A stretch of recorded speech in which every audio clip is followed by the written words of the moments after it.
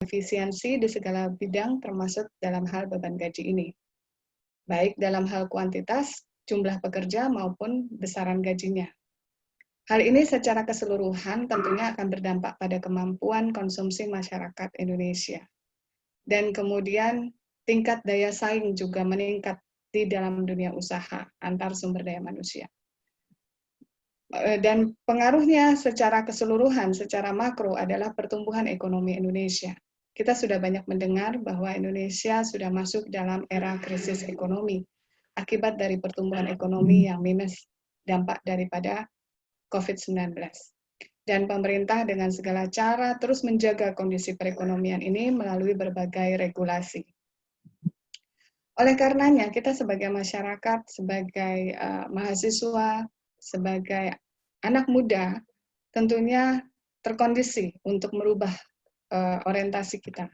Tidak lagi melulu dalam pikiran kita mencari pekerjaan, tapi bagaimana memulai usaha. Tidak bisa lagi kita berpikir bahwa usia kami masih muda, kami tidak punya pengalaman, tunggu nanti. Tidak bisa. Karena kondisi pandemi sekarang sudah memaksa kita.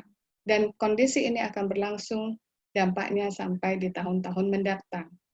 Maka anak muda sekarang dipaksa dan terkondisikan untuk memulai usaha dari usia muda, dari sekarang.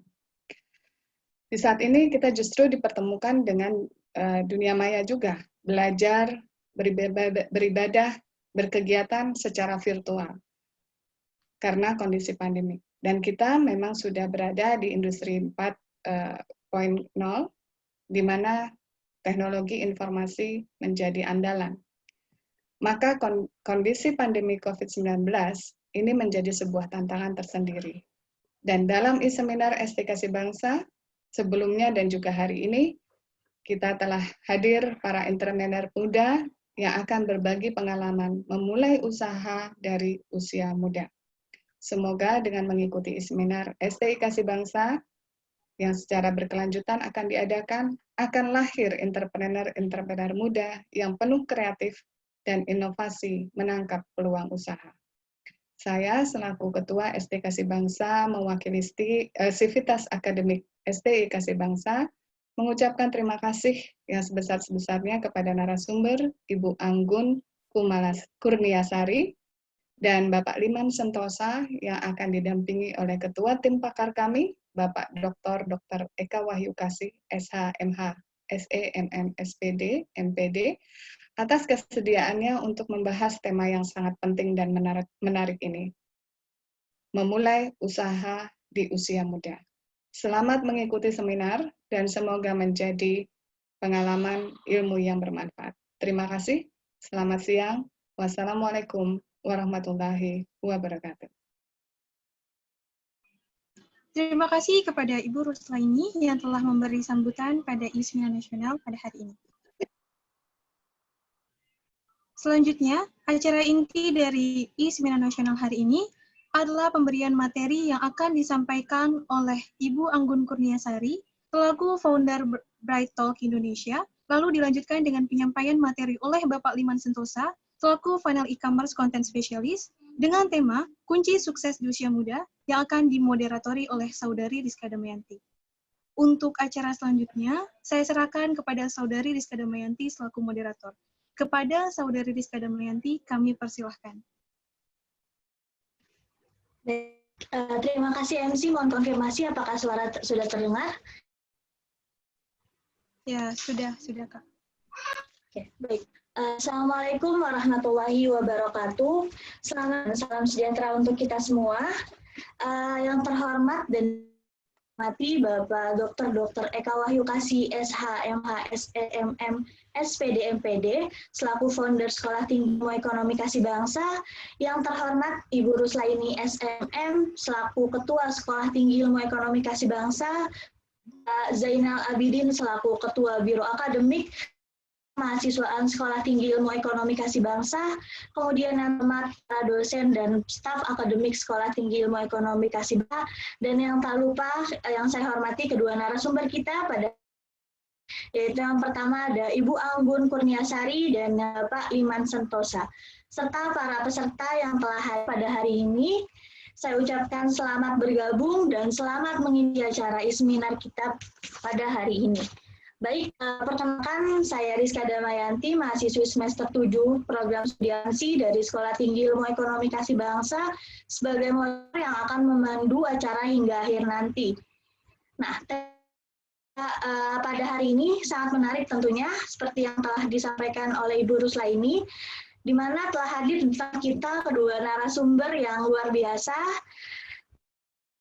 sehingga akan menciptakan diskusi sangat luar biasa tentunya. Nah, tema kita pada hari ini yaitu kunci sukses di usia muda. Sebelumnya juga saya akan memperkenalkan terlebih dahulu kedua narasumber kita pada hari ini. Yang pertama, ada Ibu Anggun Kurniasari selaku founder BreadTalk Indonesia, dan yang kedua Bapak Liman Sentosa selaku funnel e-commerce dan content specialist. Nah, mungkin bagi para sebagian peserta sudah tidak sabar nih untuk mendengarkan dari kedua narasumber kita. Nah, langsung saja mengetahui di seminar kali ini kita akan mengetahui bagaimana sih meraih kunci sukses, bagaimana meraih kunci sukses dalam muda, dan juga bagaimana kita meningkatkan pengetahuan dan motivasi peserta tentang kiat-kiat untuk sukses, untuk berusaha di usia muda, dan juga pengetahuan dan pemahaman serta tentang faktor-faktor yang menyebabkan kegagalan dan bagaimana cara kita untuk menyikapi kegagalan dari kegagalan itu tadi yang untuk menjadi motivasi untuk kita bangkit. Nah, untuk mengetahui itu semua, langsung saja kita dengarkan pemaparan materi oleh narasumber pertama kita, yaitu Ibu Anggun Kurniasari selaku founder BreadTalk Indonesia. Kepada Ibu Anggun Kurniasari, saya persilahkan. Baik. Assalamualaikum warahmatullahi wabarakatuh. Apakah suara saya sudah terdengar? Sudah, Ibu. Sudah, alhamdulillah ya. Yang terhormat Bapak Ibu dosen dan juga yang saya cintai, rekan-rekan mahasiswa sekalian, terima kasih atas kesempatannya sudah mengundang saya untuk berbagi di seminar kali ini yang diadakan oleh STIE Kasih Bangsa. Suatu kehormatan bagi saya untuk bisa sama-sama belajar di sini, karena saya juga masih baru sebenarnya, si muda ya. Jadi perkenalkan, saya Anggun Kurniasari. Saya adalah ibu rumah tangga yang juga berkarya di sebuah platform atau startup namanya BreadTalk. Jadi BreadTalk itu adalah Marriage Academy for Muslimah. Ya, jadi pendidikan pernikahan dan juga rumah tangga dan keluarga khusus untuk muslimah gitu. Dan saya adalah foundernya sekaligus CEO di BreadTalk Indonesia yang sudah berdiri sejak tahun 2016. Saya ada file yang sudah saya berikan ke panitia, barangkali bisa di-share. Oke, baik, terima kasih ya. Oke, terima kasih, panitia. Ya. Bicara tentang kunci sukses di usia muda, definisi sukses buat masing-masing orang itu kan berbeda-beda ya. Ada yang mendefinisikan sukses itu adalah ketika sudah mencapai tahapan tertentu, pencapaian tertentu. Tapi bagi saya, sukses adalah ketika kita sudah menemukan misi hidup. Kalau di Jepang ada tuh ya, lagi terkenal banget namanya Ikigai. Ya, jadi sweet spot Ikigai itu ibaratnya seperti passion bertemu dengan skill kita, bertemu dengan potensi kita, dan potensi dan passion itu yang bisa kita kontribusikan untuk dunia, dan ajaibnya Ikigai itu orang mau bayar kita. Gitu. Jadi bagi saya sukses itu ketika kita sudah menemukan ikigai kita dalam hidup. Dan mungkin barangkali ya di kesempatan kali ini saya mau sharing bagaimana BreadTalk bisa menjadi ikigai buat saya, gitu ya. Jadi walaupun saya ibu rumah tangga, gitu ya, banyak kerjaan yang mostly saya lakukan di domestik di rumah, tapi saya tetap bisa berkarya di BreadTalk, alhamdulillah. Dan saya selalu memulai segala sesuatu dari why, strong why, ya, dari strong why saya. Saya kalau mau melakukan sesuatu selalu bertanya gitu, kira-kira kenapa sih saya harus melakukan hal ini? Gitu. Karena waktu sebenarnya terus terang jujur background saya tidak ada background bisnis gitu. Saya kuliahnya di engineer di salah satu kampus di Jakarta, kampus negeri di Jakarta, dan orang tua saya, keluarga saya juga nggak ada yang latar belakangnya ke bisnis. Tetapi ketika memasuki semester akhir skripsian ya, semester akhir kuliah, itu saya sempat juga merasakan quarter life crisis ya. Sempat stres, down, aduh ke depan mau ngapain nih gitu. Saya nggak ngerasa skill saya, potensi saya sebagai engineer itu benar-benar passion saya gitu. Maka dari itu, di akhir tahun itu saya mencari tahu, sebenarnya saya mau ngapain sih setelah lulus ini gitu. Passion saya sebenarnya apa sih, skill yang saya punya apa sih, dan hasil pencarian jati diri itu ya, hasil pencarian Ikigai itulah yang berbuah BrightTalk ini. Baik, bisa lanjut ke slide selanjutnya. Jadi, ya, bicara tentang memulai bisnis gitu ya. Jadi saya sebenarnya memulai BrightTalk ini bukan dari tadi ya skill saya berbisnis, tapi saya memulainya dari kegelisahan saya, ya. Jadi saat di akhir kuliah itu saya gelisah, sebenarnya apa sih yang ingin saya kontribusikan untuk dunia, dan juga apa yang skill yang saya punya sehingga bisa menjadi solusi dari kegelisahan saya tersebut, gitu. Dan akhirnya saya menemukan bahwa kegelisahan saya itu ada di dunia pendidikan, karena banyak kayak yang posisinya sama kayak saya gitu, jadi mahasiswa itu salah jurusan segala macam gitu.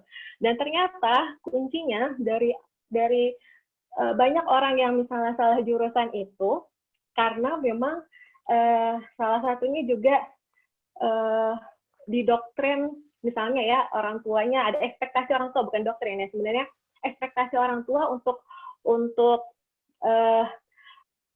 karir anak-anaknya, kesuksesan anak-anaknya, sehingga menurut saya pendidikan itu dimulai dibenahi dari rumah, dari keluarga, dan kuncinya sebenarnya dari ibu, karena membangun seorang ibu, mencerdaskan seorang ibu sama dengan mencerdaskan sebuah bangsa. Akhirnya lahirlah BrightTalk di situ. Saya ingin mendidik muslimah sehingga nanti ke depan muslimah-muslimah ini bisa berdikari dan juga bisa berkarya, bahagia, dan juga bisa mencetak generasi anak-anak yang juga bahagia, nggak salah jurusan lagi seperti saya gitu. Jadi saya memulainya dari situ gitu, dari misi suci gitu ibaratnya ya. Nah, ini ada beberapa contoh ya, contoh misi suci, mission statement. Jadi ternyata rekan-rekan mahasiswa sekalian, banyak perusahaan-perusahaan yang besar sekarang itu memulai bisnisnya bukan dari visi ya. Kalau kita kan dari di kampus sudah termindset ya bahwa kita harus tahu visinya apa gitu, baru ke misi diturunkan menjadi misi. Nah ternyata kalau sekarang yang justru harusnya kita temukan itu bukan visinya, karena people don't care don't care who you are and what are you tuh nggak orang udah nggak peduli gitu. Tapi apa yang kamu lakukan itu yang lebih orang-orang suka dan orang-orang tertarik. Ya, jadi misalnya nih kita pengen buat perusahaan perusahaan e-commerce gitu ya misalnya. Saya mau membuat e-commerce yang begini, canggih banget gitu. Tapi orang nggak peduli gitu. Kalau misalnya yang kamu lakukan itu nggak berdampak buat dirinya. Nah, makanya banyak perusahaan sekarang memulainya dari apa yang mau dia lakukan, dari misinya dulu. Misalnya kita lihat ya, Facebook. Facebook mulai dari to give people the power to share and make the world more open and connected. Twitter nih. Kalau Twitter juga, to give everyone the power to create and share ideas and information instantly without barriers.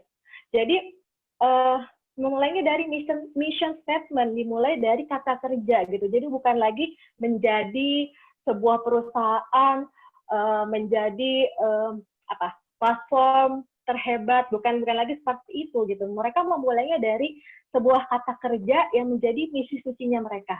Ya, jadi kalau misalnya kita lihat, bisa lanjut ke slide selanjutnya. Ya, ini. Kuncinya itu ada di bisnis model. Tentunya rekan-rekan mahasiswa di STIE Kasih Bangsa sudah common ya bisnis model, karena ini kan semua mau jadi pengusaha, mau jadi entrepreneur. Jadi kerjanya pasti ngotak-ngatik bisnis model. Saya ingin menambahkan insight baru, barangkali baru mendengar. Sebenarnya ada yang terbaru ya ketika saya ikut workshop startup. Bentuk baru dari bisnis model namanya Lean Canvas. Jadi itu lebih cocok buat startup, di mana startup itu berbeda dengan bisnis. Kalau startup itu dia masih memvalidasi produk dan juga memvalidasi marketnya, sehingga ada beberapa komponen yang dia berbeda. Misalnya nih, kalau di sini bisa dilihat ya bagian tengah dan bagian sebelah kiri. Gitu. Kanan ya, sebelah kanan. Jadi yang paling kanan di customer segment, kita mulai dari problems-nya dulu gitu. Jadi problems-nya apa, market share-nya sebesar apa, baru nanti kita buat solusinya berdasarkan yang kita punya, potensi yang kita punya gitu. Dan juga kita jangan lupa untuk membenchmark kompetitor gitu. Jadi kuncinya ketika menemukan strong why itu adalah dari situ, dari problems, apa kegelisahan kita, kemudian apa potensi yang kita punya, lalu di mana itu bisa bertemu, dan jadilah sebuah produk ataupun bisnis. Baik, selanjutnya. Nah, ini misi suci kami ya di BrightTalk. Our mission statement is to educate Muslimah, to be great woman, wonderful wife, super mom, and be what you want to be. Itu tagline-nya. Jadi kita menginternalisasi tagline dari mission statement. Baik, selanjutnya. Nah, kemudian setelah kita menemukan nih strong why-nya, kita akan beranjak ke tahap what. Nah, terus apa gitu kan ya? Apa yang mau, karya yang mau kita ciptakan, platform yang mau kita ciptakan, atau startup yang mau kita ciptakan gitu ya. Baik, selanjutnya.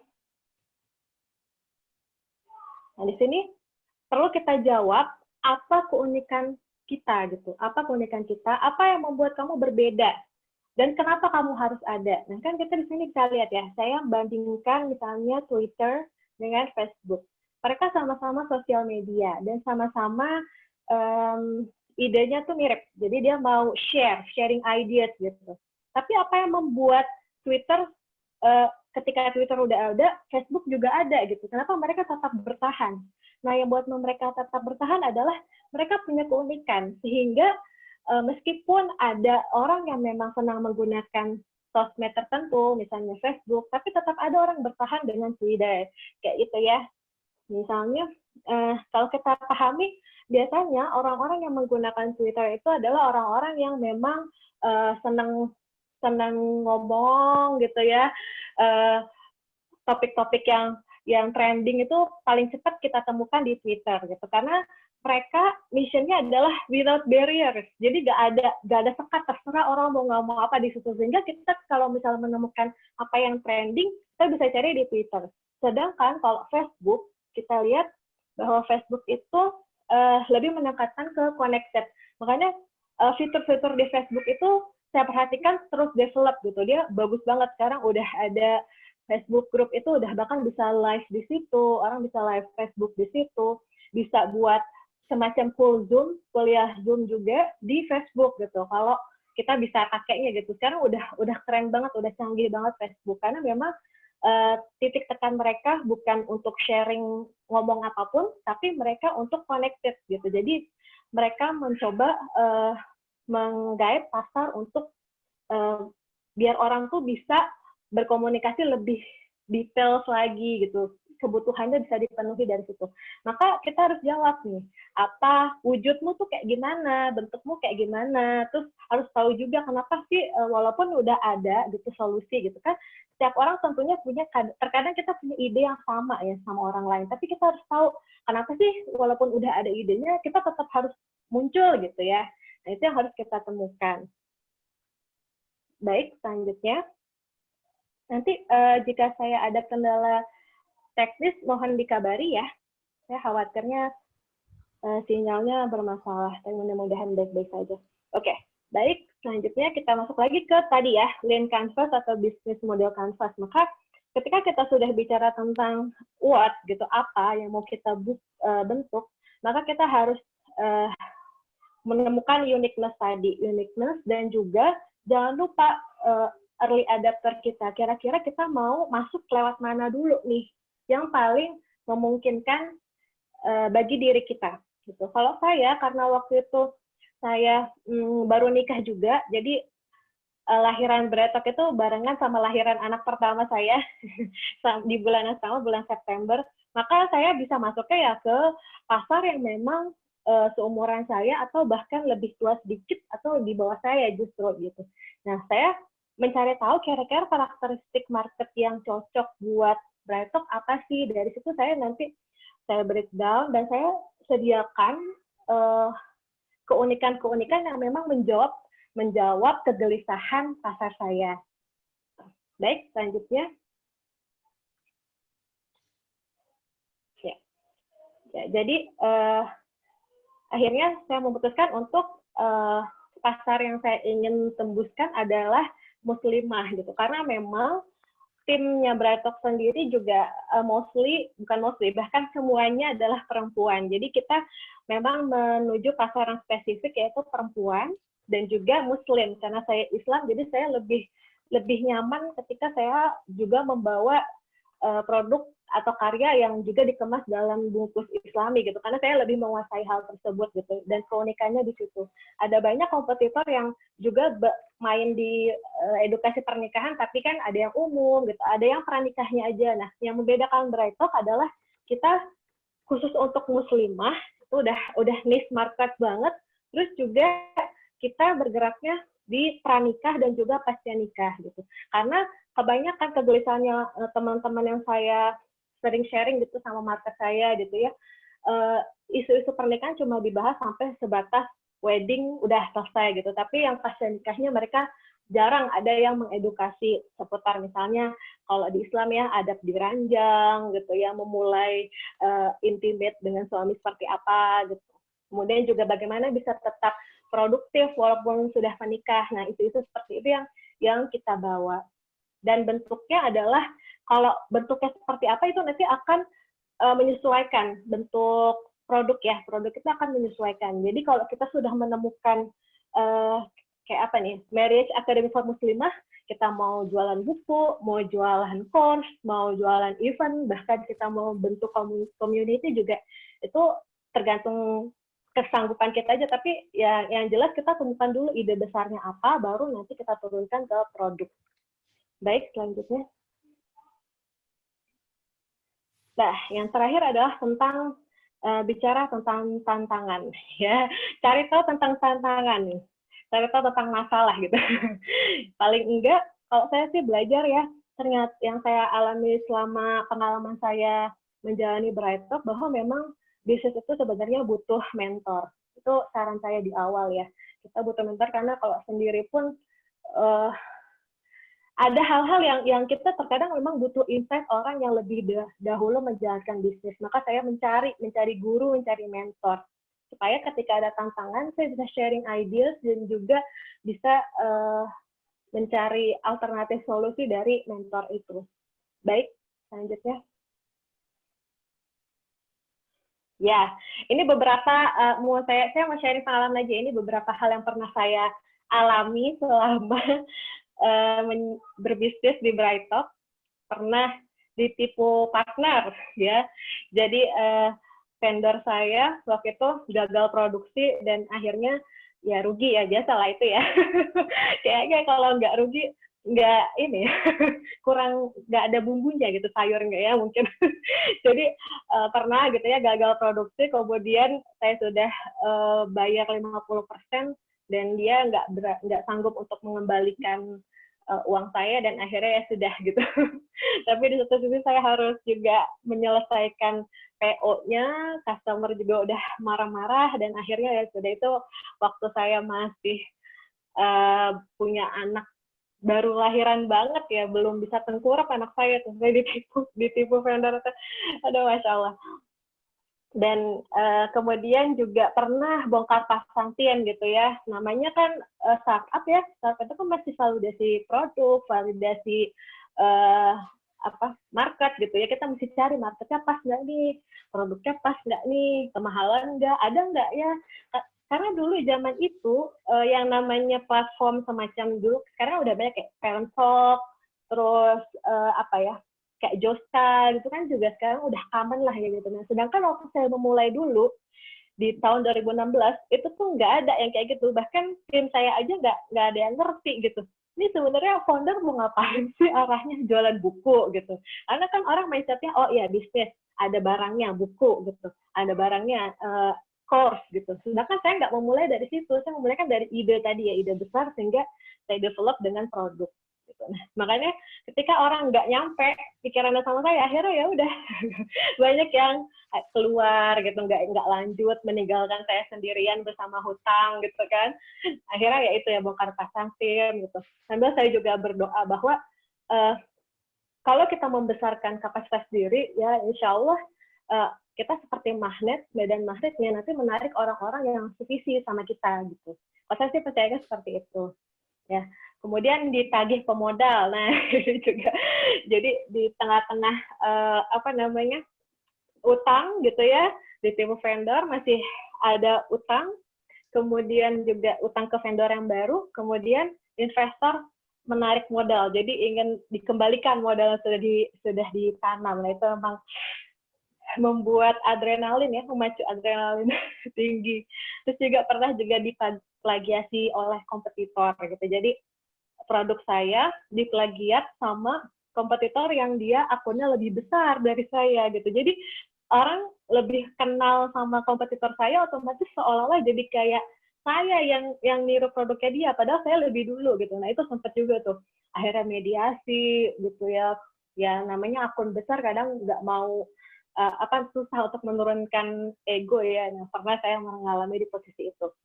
Nah, akhirnya yang saya pelajari dari berbagai macam pengalaman jatuh bangunnya di BreadTalk, saya merasakan bahwa menjalani bisnis itu memang kita harus punya otot bisnis yang kuat. Dari mana otot bisnis yang kuat itu? Pertama, kita harus punya pemikiran yang strategis gitu ya. Jadi strategis, visioner gitu ya. Kita harus punya mimpi yang besar, juga harus tahu bagaimana membreakdown misi tadi menjadi action-action yang memang actionable untuk dilakukan. Kita harus punya bakat. Kalau bahasa bakatnya strategis ya, kompetitif gitu. Kita harus bisa punya daya saing gitu. Walaupun sekarang katanya zamannya kolaborasi bukan kompetisi ya, tapi memang di bisnis itu kita harus punya daya saing sehingga kita punya keunikan gitu. Kita harus senantiasa membenchmark kompetitor kita. Oh, kompetitor kita ngelakuin apa nih? Nah, itu harus terus update gitu. Jadi nggak yang terserah kompetitor ngapain, saya kayak gini. Enggak, tetap harus ngelihat juga kanan kiri gitu. Kemudian juga harus punya bakat achiever, bakat aktivator yang dia tuh kita harus punya target dan harus tercapai targetnya, di breakdown misalnya dalam 3 bulan ke depan harus melakukan apa, sebulan ke depan, bahkan minggu ke depan mau melakukan apa. Dan jangan lupa juga kita harus punya bakat learner, pembelajar gitu. Jadi ya tadi saya bilang di awal bahwa menjalani bisnis itu kita perlu mentor, kita perlu guru. Bahkan kita harus adabnya ya, kita meminta guru gitu, meminta kesediaan guru untuk membimbing kita gitu. Senantiasa update ilmu. Ya, seperti itu. Baik, ada lagi slide selanjutnya? Ya, ini tadi balik lagi saya ke bisnis model. Jadi saya bolak-balik ke bisnis model aja ya, karena memang Ya, yang saya rasakan selama membangun bisnis itu adalah kita ngotak-ngatik bisnis model atau lean canvas ini sebenarnya. Ya, yang perlu hati-hati teman-teman ya, berarti hati-hati di key resource gitu, karena tadi ya SDM kita bisa juga bongkar pasang tim, nah itu kita harus tetap hati-hati di situ. Kemudian key activities, gitu, tadi gagal produksi, nah itu juga harus dipersiapkan gitu. Kemudian juga partner tadi ya, ditipu sama partner gitu, ada partner atau bahkan kompetitor gitu ya, itu juga harus hati-hati di situ. Baik, ya cukup sekian aja yang bisa saya bagikan, saya sharing di kesempatan kali ini. Terima kasih moderator, saya serahkan lagi ke moderator untuk melanjutkan acara. Baik, terima kasih Bu Gun atas pemaparan yang luar biasa, cerita yang luar biasa yang bisa kita petik. Ya, sukses itu adalah ketika kita telah menemukan visi. Setelah sukses itu adalah ketika kita telah menemukan misi hidup, ya Bu ya. Baik, selanjutnya kita masih memiliki satu narasumber lagi. Nah, narasumber yang satu ini juga kali kedua ya, Pak Liman Sentosa. Selamat datang Pak Liman, ada di tengah-tengah kita. Jadi beliau ini adalah kali kedua mengisi seminar kita. Nah, Sentosa ini adalah seorang influencer yang dimana beliau expert di bidang funnel e-commerce dan konten spesialis yang tentunya sudah memiliki banyak pengalaman yang luar biasa. Jadi mungkin langsung saja saya silakan Pak Liman Sentosa untuk memaparkan materi.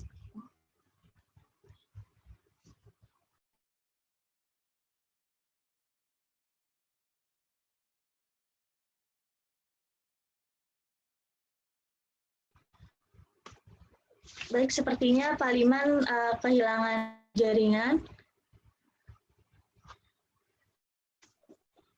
Ya, testing Oke. 1 2. Tes. Sudah Pak, sudah Pak. Ya Sudah udah, terlihat. oke. Ya, selamat siang Pak Eka. Apa kabar Pak? Bu Ruslaini, apa kabar Ibu? Baik Pak, selamat siang Ya, Pak. Ibu Rizka, Ibu Anggun, thank you buat ceritanya Bu. Tambah semangat nih. Oke, teman-teman, hari ini saya kedua. Semoga nggak bosen. Oke, nah hari ini saya ngelanjutin tadi Bu Anggun ya sudah cerita yang bikin saya tambah semangat. Saya share screen ya teman-teman ya. Oke.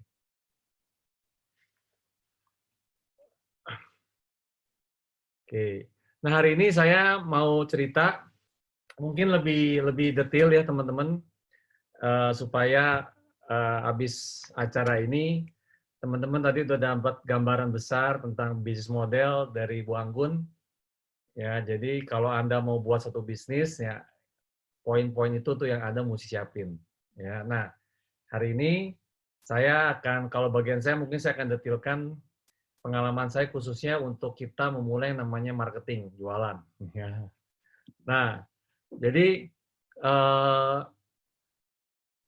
di Zoom webinar hari ini, ya saya percaya nanti teman-teman ada 3 hal ya yang teman-teman bisa dapat.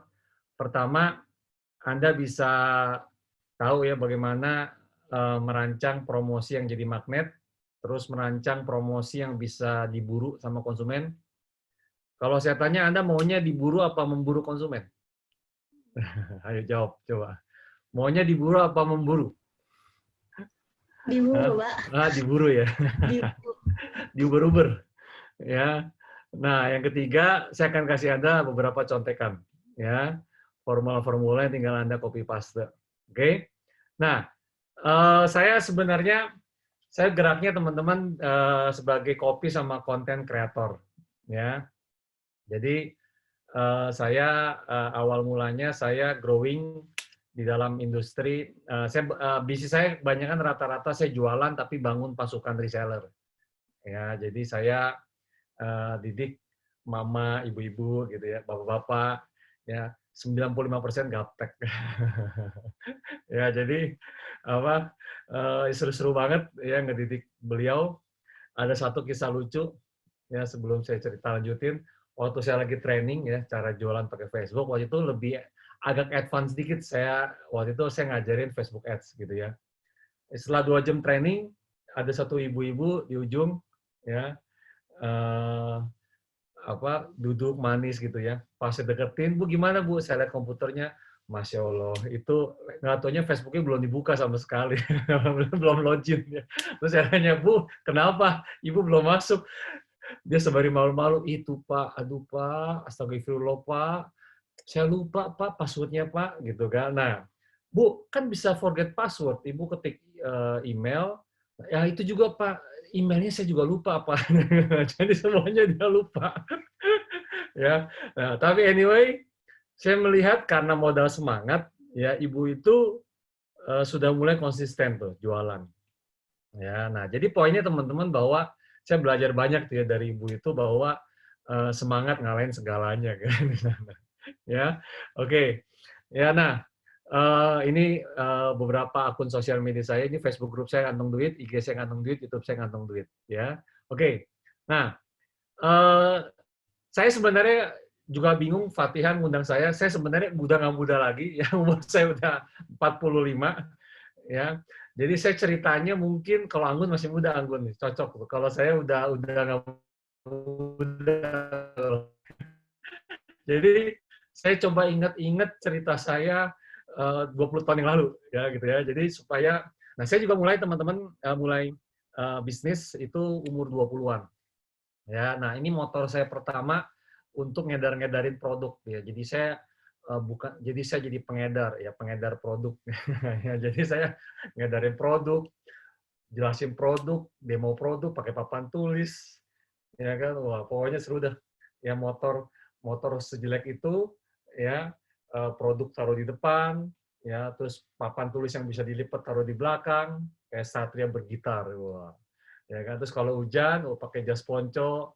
Ya, istri saya itu golongan ini pelor, nempel langsung molor dia, kalau bahasa Sunda langsung tidur.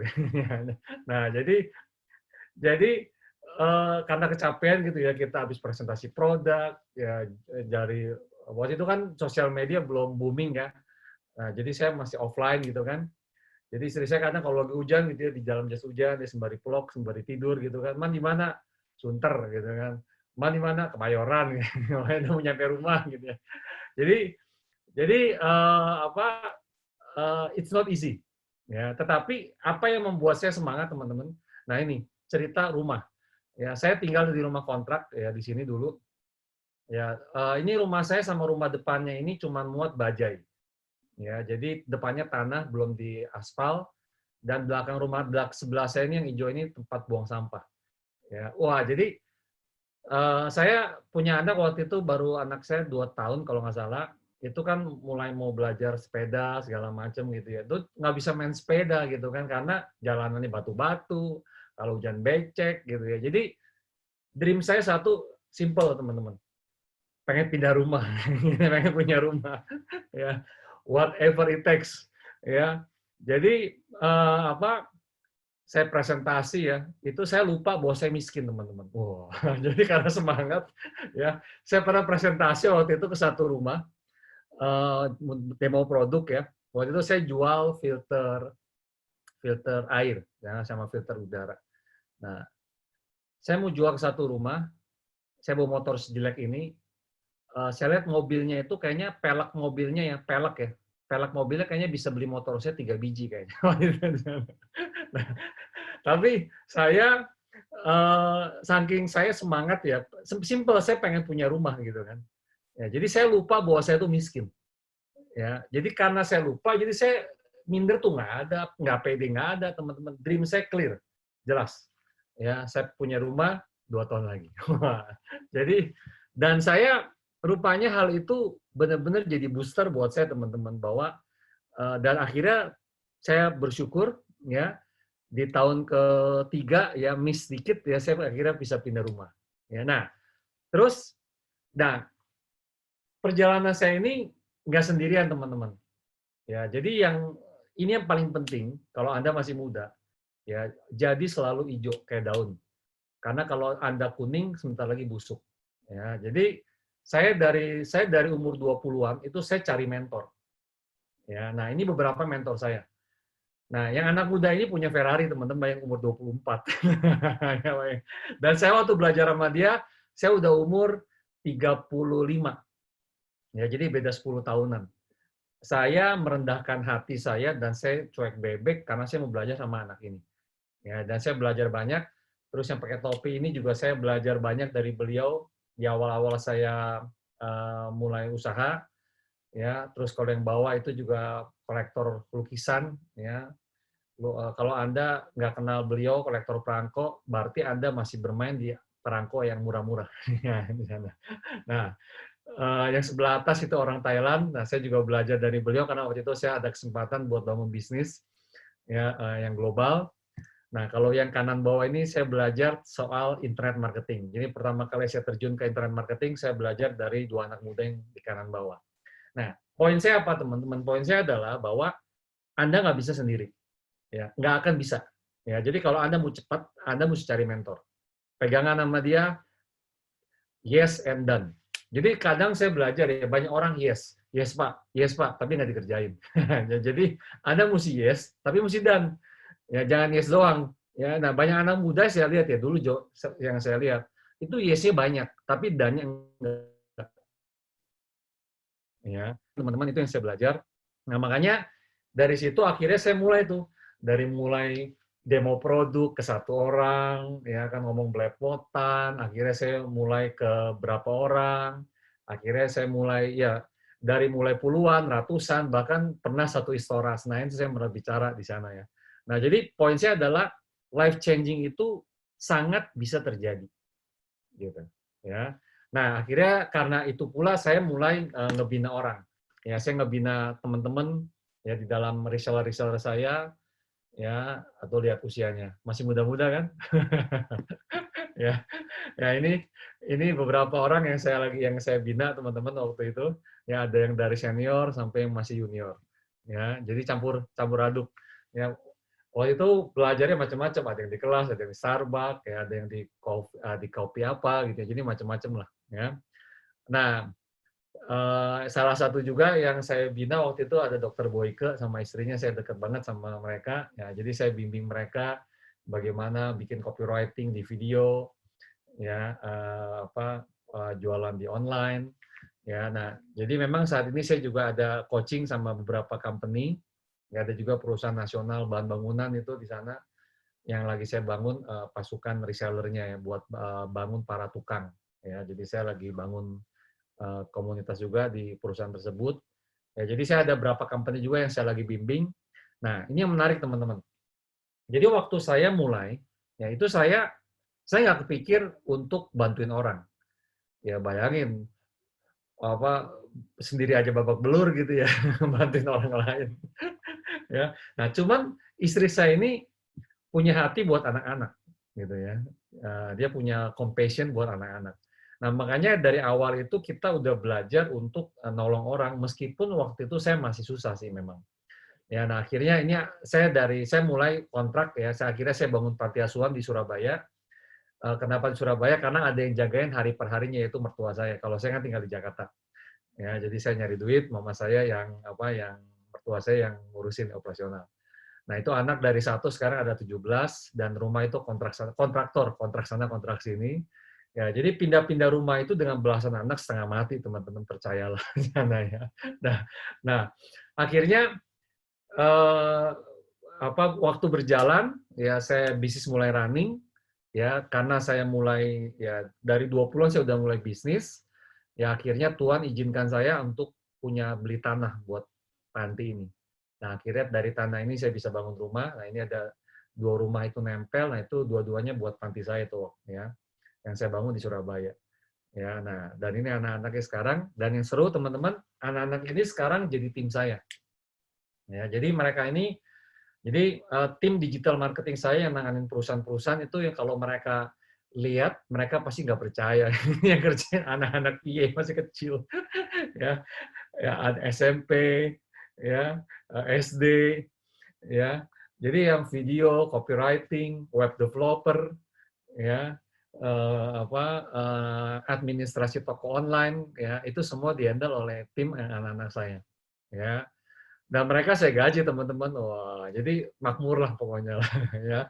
Kemarin tuh yang paling ujung tuh namanya Excel, itu matanya buta sebelah karena waktu dia masih bayi orang tuanya mau gugurin dia pakai lada, ya minum lada sebanyak mungkin, tapi akhirnya nggak berhasil, meninggal anak ini. Akhirnya anak ini lahir tapi matanya rusak sebelah. Ya, tapi anak ini sekarang kuat bikin video, ya motion, ya. Nah, makanya baru minggu lalu kita modalin beli kamera Sony. Wah, dia senang banget. Saya bilang, ini kameranya mahal, mesti jadi duit. Saya bilang. Ya, nah jadi dan ini anak saya. Kalau ini anak kandung saya. Anak kandung saya juga menarik. Ini sekarang umurnya 12 tahun. Ya, dia udah punya toko online teman-teman. Ya, profitnya besar teman-teman, ya nggak kalah sama manajer lah pokoknya. Ya, jadi kalau Anda nanya manajer kantor berapa gajinya, itu pasti mirip sama anak saya ini, ya. Jadi anak saya ini umur 12 tahun, jadi anak saya ini udah diajarin jualan sama mamanya, ya dari umur 11. Ya, dia jualan di marketplace, ya. Nah, akibat jualan kadang dia pelit teman-teman. Sekarang karena udah ngerti duit. Ya, jadi ya, saya lagi ajarin berbagi dia, ya jangan dikuasai duit, saya bilang, ya kamu harus duit itu mesti giving, jadi pipa, jadi saluran, dia bilang, nanti Tuhan kamu kasih, Tuhan kasih, kamu kasih, Tuhan kasih, gitu kan, lama-lama pipanya makin gede. Nah, makanya anak saya ini udah mulai belajar giving juga sekarang, karena dia udah mulai nikmatin duit, ya. Kadang kokonya paling pinter tuh, kalau kokonya sama kayak saya seniman, jadi belum terlalu senang jualan kayak istri saya, ya. Nah, makanya kokonya sering nyolong-nyolong minta duit sama dia. Ya. Nah, jadi apakah bisa ya making money ya dari muda? Jawabannya pasti bisa. Ya, saya udah buktiin, saya udah ngalamin. Ya, jadi bukannya soal bisa nggak bisa, tapi Anda mau apa nggak mau. Gitu aja di sana. Nah, kalau Anda mau, artinya Anda mesti kasih waktu di sana. Ya, Anda kasih waktu, Anda cari mentor. Ya, nggak usah pikir modal dulu. Ya, kasih waktunya, cari mentornya. Ya, nah itu rahasianya. Nah, saya mau ada pelajaran dikit teman-teman hari ini supaya Anda udah bisa start gitu ya untuk bisa jualan. Ya, dari ilmu sedikit yang saya punya ya, semoga bermanfaat tentang copywriting, tentang konten. Ya, karena hari-hari ini manusia itu bergerak karena konten teman-teman. Ya, bisa teks, bisa gambar, bisa video. Ya, dan semua ini gambar, video, lagu, ya cerita itu mulainya dari copywriting, dari cerita, ya dari tulisan, ya. Nah, kalau Anda lihat ya di sini, karena saya juga belajar gitu ya. Saya kampus juga lulusnya lumayan ya, lumayan ngepas, gitu, lumayan lama. Jadi jangan dicontoh. Saya otodidak, jadi akhirnya saya mulai belajar ya, karena saya waktu itu jurusannya saya salah gitu ya. Tapi ya karena saya ya penting selesaiin lah buat mama saya, yang penting kelar gitu kan. Nah, cuman akhirnya saya suka media. Ya waktu itu saya ngambil teknik sama kayak Bu Anggun, tapi saya sukanya di media. Akhirnya saya pas kuliah saya sembari belajar juga ya. Nah, kalau Anda lihat ya, ini saya belajar tentang simple ya. Otak manusia itu rupanya nyimpen satu di kecil ya, di tengah, di belakang itu namanya reticular activating system. Nah, bagian otak ini sangat powerful karena dia nyimpen semua memori ya, berupa kata, gambar, visual, itu disimpan sama dia. Ya. Dan penyimpanan ini membuat orang itu kayak filter. Jadi kalau orang mau do something itu dicek dulu ada apa enggak gitu kan. Ya. Nah, ya dan filter ini akan kebuka itu karena buy dengan emosi. Ya. Nah, makanya saya kalau jualan sama orang teman-teman ya, saya bukan saya nggak jago jualan, saya jago mainin emosinya dia. Ya, karena why people buy? Because emotion. Ya, sometimes itu orang beli bukan karena butuh, tapi kebanyakan karena kepengen. Ya. Nah, jadi makanya, nah mereka itu digerakkan karena visual, karena tulisan, karena kata. Ya. Nah, jadi makanya saya percaya banget teman-teman, Anda bisa mengubah kata dalam hidup Anda, itu Anda ngubah hidup Anda. Ya, karena saya sempat baca buku, nggak tahu ini benar apa enggak, pokoknya saya sempat baca, organ pertama yang bayi itu, organ panca indera yang di bayi itu berfungsi adalah telinga katanya. Ya, jadi kalau kita orang tua sering berkata-kata yang positif kepada bayi, ya dari awal, ya bayi itu udah dengar. Dan organ tuh panca indera yang terakhir nggak berfungsi juga katanya telinga. Ya, nah makanya teman-teman be careful sama kata. Ya, coba sekarang moodnya dibuka semua. Ayo, moodnya dibuka semua. Ya, sekarang ayo ngomong sama-sama. Ya, ikutin kata saya. Hidup saya pasti diberkati Tuhan di masa depan. 1, 2, 3.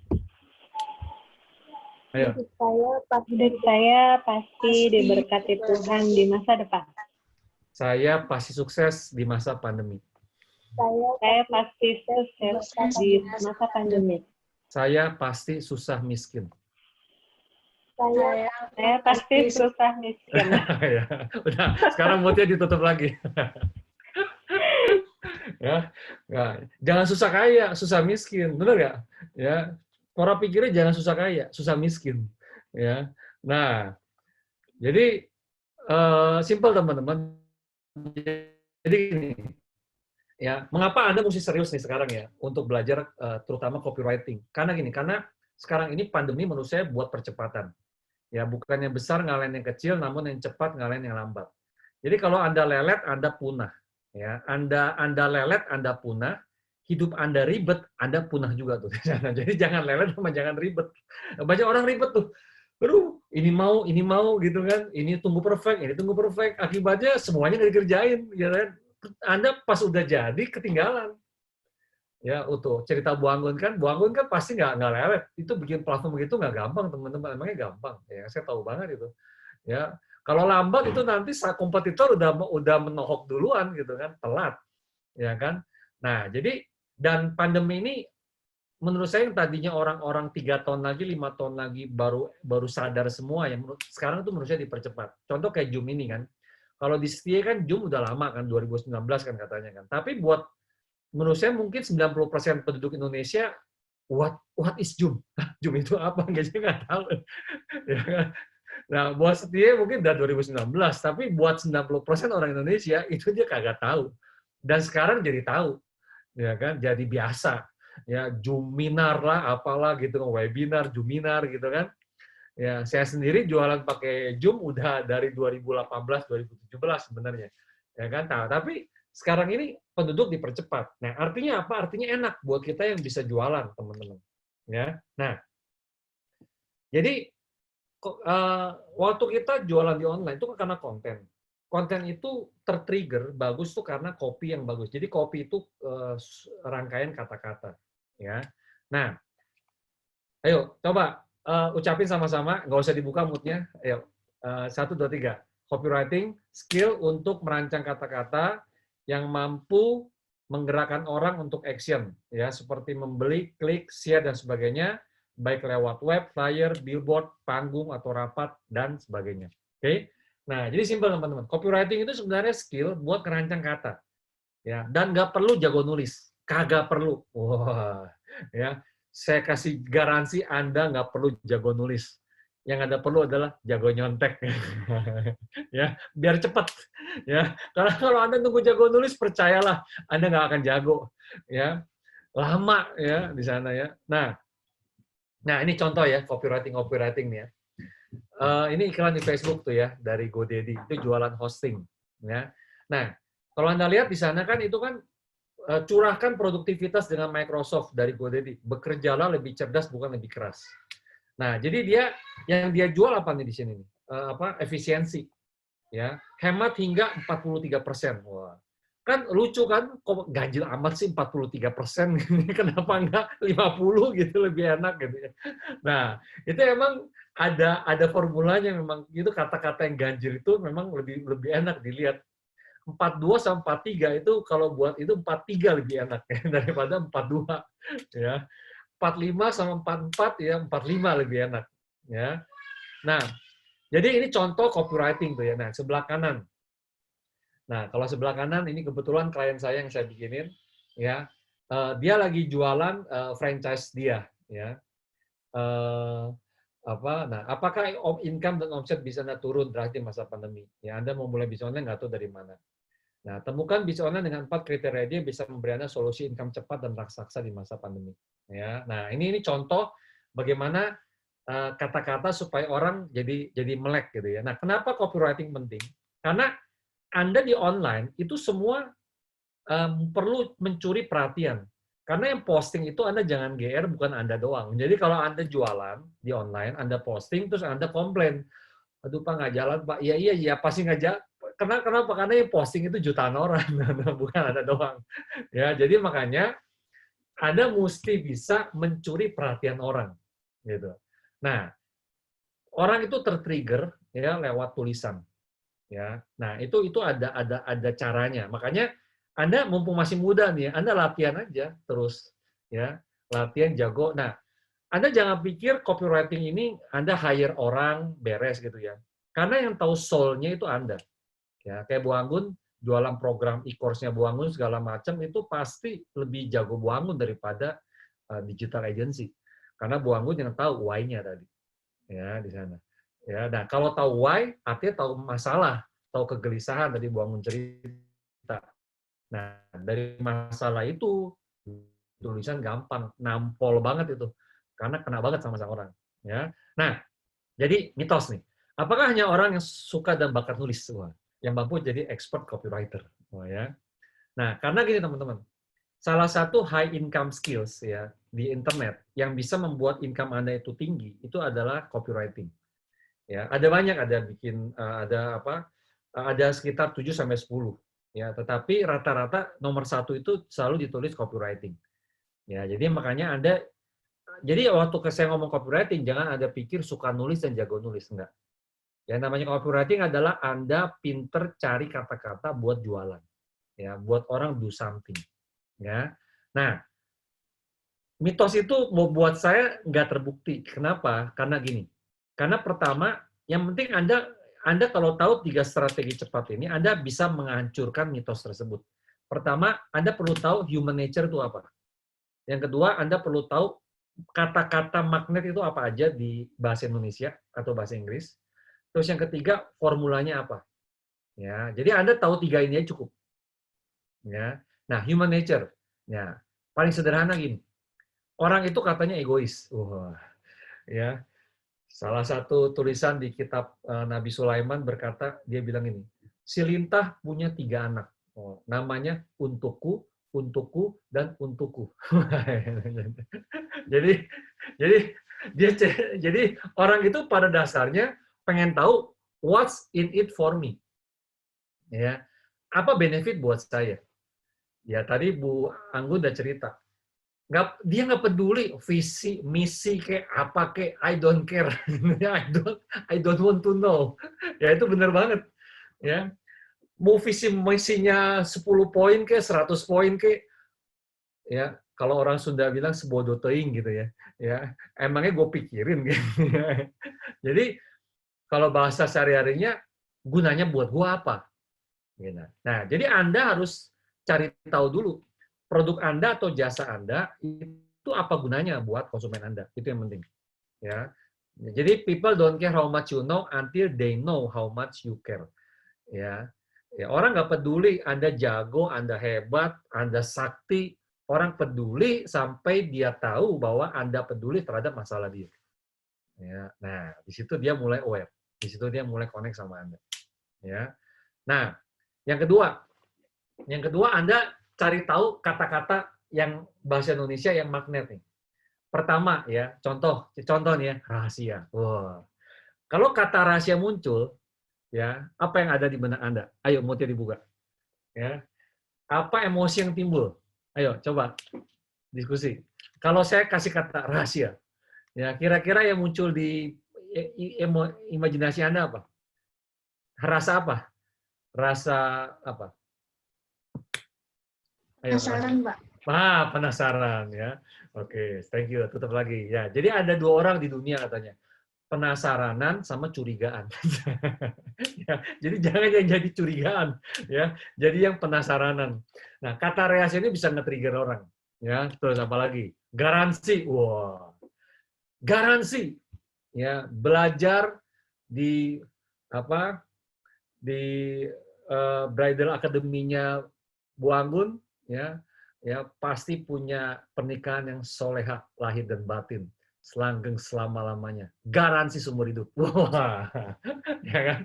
Nah, itu kan wah begitu garansi udah gue beli dah, ya kan? Nah, terus gratis, ya kan? 2 video ya bagaimana menghadapi suami yang ngeyel. Ya kan? Ya bagaimana jadi istri yang sabar dan disayang suami. Nah, itu gratis tuh, ya kan? Ya, orang pasti mau tahu, ya kan? Tapi caranya masukin dulu email, masukin dulu nama, ya kan? Nggak ada mengasih yang gratis juga, gitu kan? Anda kasih email, gue kasih video, gitu ya. Terus, terbatas, ya. Nah, kalau terbatas tuh orang bawahnya mau buru-buru, gitu. Ya, ini contoh. Jadi ada puluhan magnetic word dari bahasa Indonesia dan ratusan. Nah, Anda bisa pilih. Ya, contoh terbongkar, tersingkap, ya, misteri, ya, breaking news misalkan itu kalau bahasa Inggris, ya. Nah, itu contoh pemilihan magnetic word. Ya, nah, yang ketiga, Anda tahu formula. Ya. Nah, formulanya ada beberapa contoh, cuma saya kasih satu nih ya. Contoh MAS, ya, MAS, ya. M-nya masalah, ya. Jadi Anda expose masalah, A-nya diaduk-aduk masalahnya, ya kan? Yang ketiga kasih solusi, ya. Oke, nih contohnya nih. Kita sekarang praktek ya. Nah, sebelum saya praktek, saya mau kasih Anda e-book gratis. Wah, mau nggak kasih saya e-book gratis? Nah, ini ada e-book gratis, Anda bisa foto, ya Anda bisa download 25 ide, ya e-book saya, ya magnet content idea. Ya, Anda bisa foto e-booknya, linknya Anda foto, ya Anda bisa download di situ. Ya, https://funneldude.com/25 ide konten. Ya, Anda bisa download e-book saya di sana. Ya, jangan lupa masukin nama dan email. Ya, oke. Udah ya, oke. Saya lanjut ya. Oke. Nah, contoh. Sekarang saya kasih contoh jualan essential oil. Ya, ini salah satu produk yang dijual istri saya yang cukup laku di masa pandemi. Ini saya kasih contoh sama Anda. Ya, nah, biasanya kan produsen-produsen kalau jualan kan dia kasih fitur kan ya. Ya, meningkatkan fungsi pencernaan. Wah, ternyata lemon itu meningkatkan fungsi pencernaan dan memurnikan udara katanya. Nah, sekarang kalau Anda mau promosi ini ya. Ya, kalau Anda mau promosi gini doang, itu percaya sama saya, orang jarang akan ngelirik juga sih. Ya. Nah, berarti kan orang tadi kecenderungannya apa? Apa gunanya buat saya? Ya kan? Nah, jadi selalu ingat. Nah, makanya Anda pakai pertanyaan ini. Ini pertanyaan ampuh. Ya, Anda tanya ini, emangnya kenapa? Ya, so what? Ya, emangnya kenapa? Oke, coba buka mic-nya. Ayo, 1, 2, 3, sama-sama. 1, 2, 3. Emangnya kenapa? Ya, ayo sama-sama. 1, 2, 3. Emangnya kenapa? So what? Ya. Oke. Ya.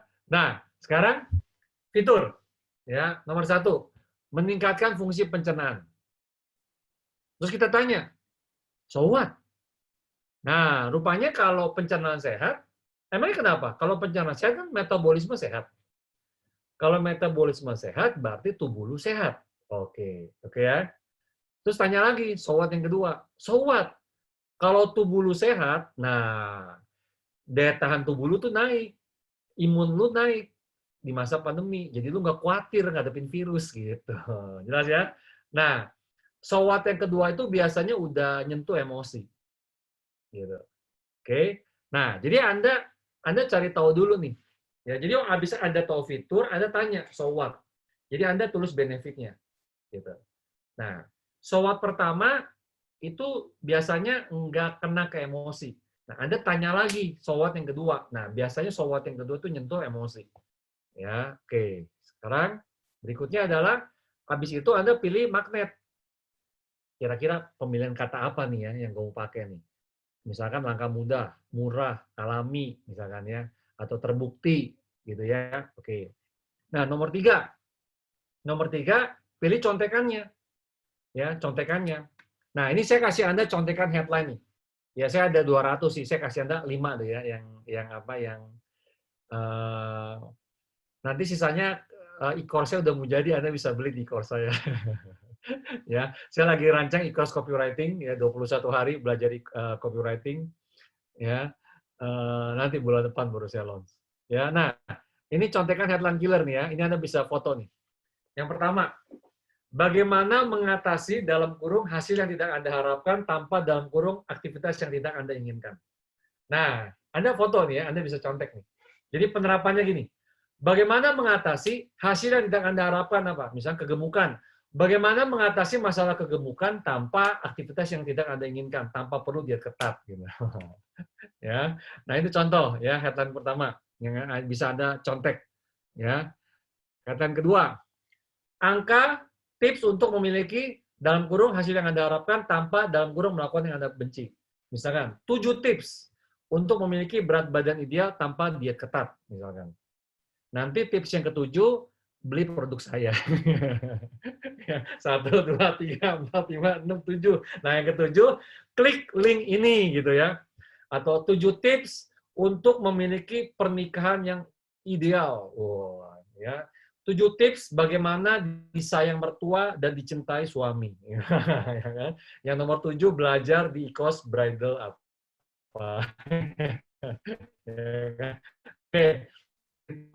Itu headline nomor 2. Yang nomor 3, bagaimana mengubah dalam kurung kondisi hari ini yang tidak Anda inginkan menjadi kondisi yang Anda inginkan dalam jumlah waktu. Misalkan, Anda lagi jual kursus online misalkan buat bisnis. Bagaimana mengubah 10 juta menjadi 100 juta dalam 90 hari. Wah, ya, itu contoh. Ya, bagaimana mengubah ya wajah yang jerawatan menjadi wajah yang mulus dalam 30 hari misalkan. Ya, nah itu contoh ya. Terus yang keempat, angka masalah umum mengenai dalam kurung topik di suatu tempat atau komunitas. Misalkan 3 masalah umum mengenai tingginya angka kolesterol di kalangan bapak-bapak. Ya, 3 masalah umum mengenai ya perceraian ya di kalangan orang kantoran misalkan. Gitu, ya. Headline 5, apakah dalam kurung hasil yang Anda harapkan dalam jumlah waktu bisa membuat Anda dalam kurung sesuatu yang membuat Anda semangat? Apakah turun 10 kilo dalam 30 hari bisa membuat Anda lebih percaya diri? Nah, itu contoh-contoh ya kata-kata yang bisa Anda pakai buat jualan. Oke, sekarang balik lagi ke lemon. Nah, ini contoh nih headline yang saya pakai misalkan. Jadi waktu saya mau jualan lemon, ya promosi di sosmed tuh misalnya kata ini, 7 langkah mudah dan murah punya daya tahan dan imunitas tubuh meningkat di masa pandemi dengan 100% bahan alami. Ya. Nah, kira-kira lebih oke nggak? Ya, oke kan? Kira-kira kan kalau ngeliat gini kan dia pengen tahu nih apa sih tujuhnya gitu kan? 1, 2, 3, 4, 5. Nah, ya di antara 7 ini satunya jualan Anda. Ya, kalau nggak mau vulgar, suruh ke link. Nah, nanti di website baru Anda jualan di website gitu. Atau jualannya ke e-commerce ya, toko Anda. Ya. Nah, fitur yang kedua tadi memurnikan udara. Berarti so what? Wah, berarti kalau udara murni menghirup udara lebih fresh. Terus so what? Nah, kalau fresh jadi work from home jadi semangat kan, ya kan?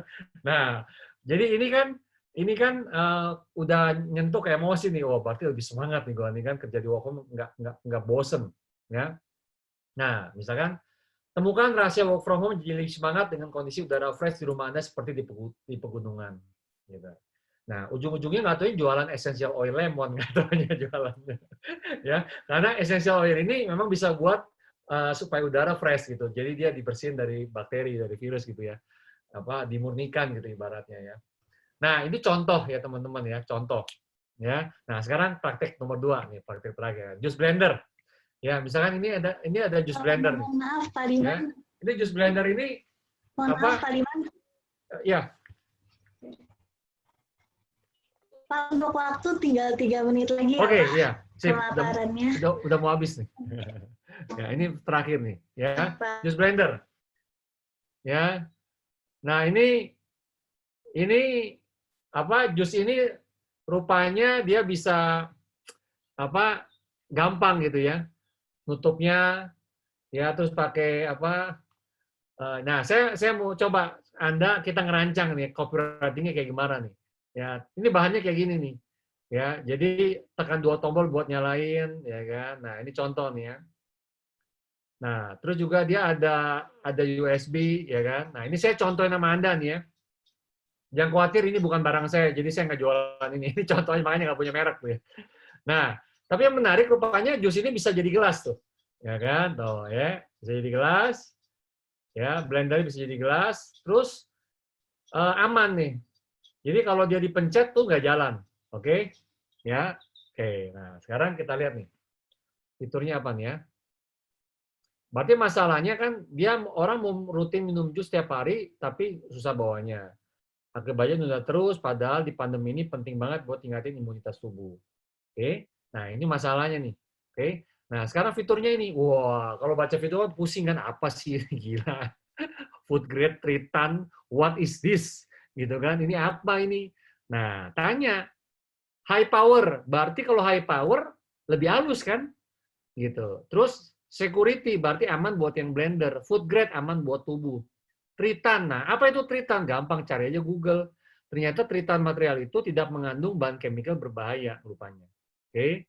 Nah, baru dari sini aja kita udah bisa bikin headline. Temukan solusi praktis dan efisien serta aman untuk memblender jus dengan cepat misalkan.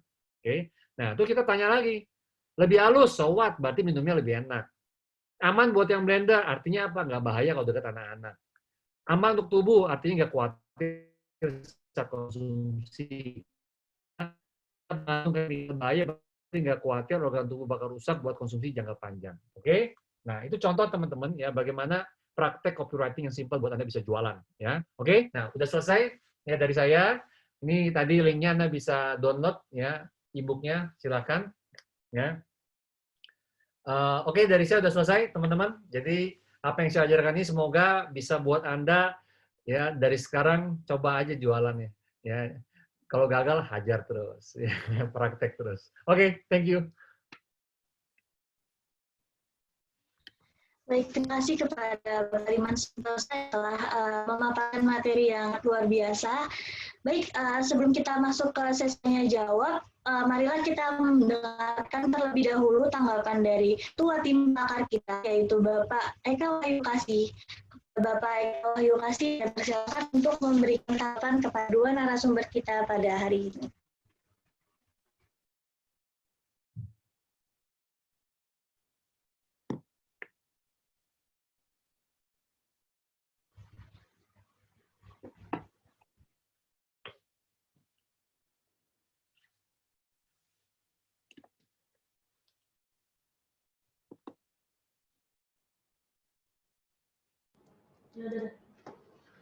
Yang saya hormatin Ibu Ruslaini sebagai Ketua ST Kasih Bangsa beserta seluruh jajarannya.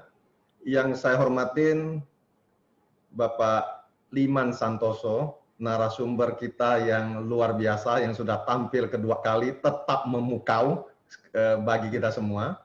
Yang saya hormatin Ibu Anggun Kurniasari, yang saya hormatin para dosen, yang saya hormatin juga seluruh panitia e-seminar ST Kasih Bangsa seri ke-26 yang serunya terdiri dari mahasiswa semester 5, di mana e-seminar ini merupakan tugas bagi mata kuliah inkubasi bisnis.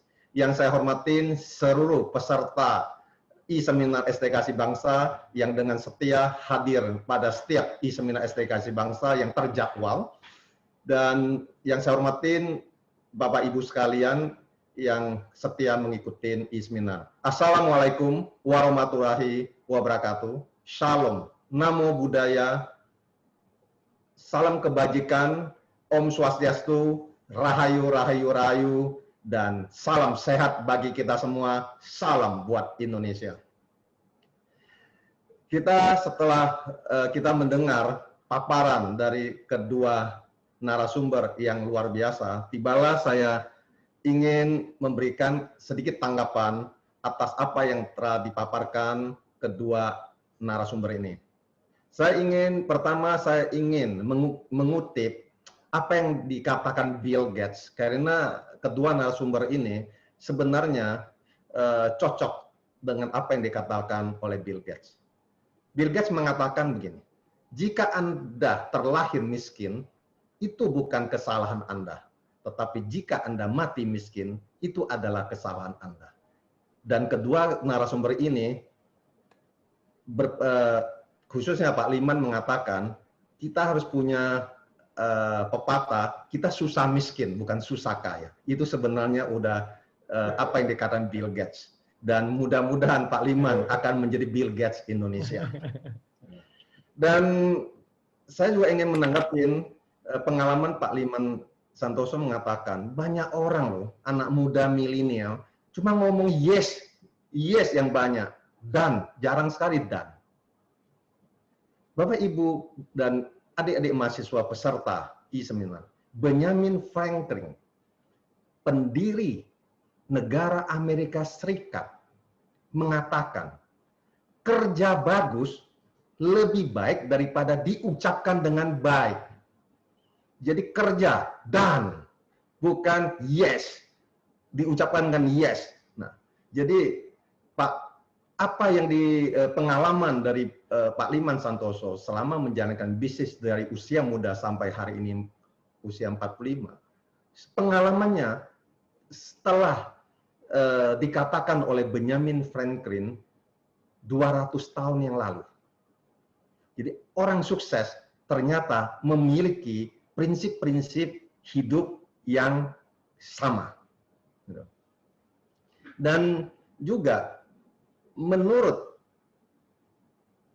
Bapak Liman Santoso, sukses itu harus belajar dari mentor. Dan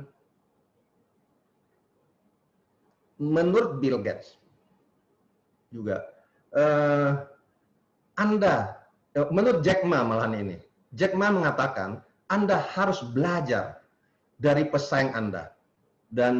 Tapi jangan pernah meniru atau copy. Kalau kamu copy, kamu akan mati. Itu adalah pengalaman dari Ibu Anggun Kurniasari, di mana produknya diplagiat oleh pesaingnya. Kalau itu dilakukan pesaing yang suka memplagiat, pesaingnya yang akan mati. Karena kita boleh belajar dari kompetitor kita, tapi kita jangan meniru, jangan mengcopy. Karena kita copy, kita akan ketinggalan. Dan Benjamin Franklin juga mengajarkan kepada kita bahwa belajar seperti Pak Liman Santoso katakan, itu adalah benar. Karena dikatakan gini, jika seseorang memasukkan dompetnya ke kepalanya, tidak ada yang bisa mengambilnya darinya, dompetnya itu. Investasi dalam pengetahuan selalu menghasilkan bunga terbaik. Itu yang dikatakan oleh Benjamin Franklin. Dan terakhir, saya ingin mengatakan bahwa harus mulai dari usia muda. Bapak Liman Santoso telah mendidik anaknya, umur 12 tahun, telah menghasilkan gaji setinggi manajer kantor. Dan anak-anak panti asuhannya di usia yang masih kecil telah mampu mencari penghasilan sehingga tidak lagi membebanin orang tua angkatnya. Dan satu yang harus kita tiru dari Pak Liman Santoso, dalam kondisi yang sangat susah, dalam situasi yang sangat katanya masih miskin walaupun lupa miskin atau lupa sama miskinnya sehingga pede, beliau berani mengambil anak asuhan, membuat panti asuhan, padahal untuk menghidupi sendirinya aja susahnya luar biasa. Dan sukses Pak Liman karena beliau berani mensejahterakan anak yatim. Itu kunci sukses yang harus kita ingat semua. Dan satu hal yang kenapa Pak Liman bisa sukses juga dikatakan oleh Socrates. satu-satunya kebijaksanaan sejati adalah mengetahui bahwa Anda tidak tahu apa-apa. Maka Pak Liman dengan umur 30 lebih berani dan mau belajar dari anak umur 24 tahun yang sukses. Karena satu kebijaksanaan sejati, karena kita mengetahui bahwa kita tidak tahu apa-apa. Lebih belajar dari orang lebih muda karena kita tidak tahu apa-apa. Maka kita akan tampil sukses. Itu adalah kata-kata bijak, kata-kata dari orang sukses, bukan hanya sekedar kata-kata bijak, tetapi ini ada kata-kata orang sukses. Dan Pak Liman sekali lagi mengatakan, beliau ya tidak pintar sekolah, tapi pintar dalam konten, pintar memainkan emosi daripada klien. Adik-adik mahasiswa, Bapak Ibu sekalian yang saya cintai, ternyata 200 tahun yang lalu Benjamin Franklin mengatakan, ini bukan saat ini di mana IT digital berkembang. Saat itu masih belum ada komputer dan lain-lain. Benjamin Franklin mengatakan konten membuat orang miskin menjadi kaya. Ketidakpuasan membuat orang kaya menjadi miskin. Jadi konten ini nggak main-main seperti yang Pak Liman katakan. 200 tahun yang lalu Benjamin Franklin sudah meramalkan konten akan membuat orang miskin menjadi kaya. Dan saya ingin tanggapin buat Pak Liman, sesuatu yang hebat adalah beliau membuat suatu marketing, bagaimana membuat klien ingin membeli produknya dengan memainkan emosi klien. Kalau memakai istilah kerennya, beliau Pak Liman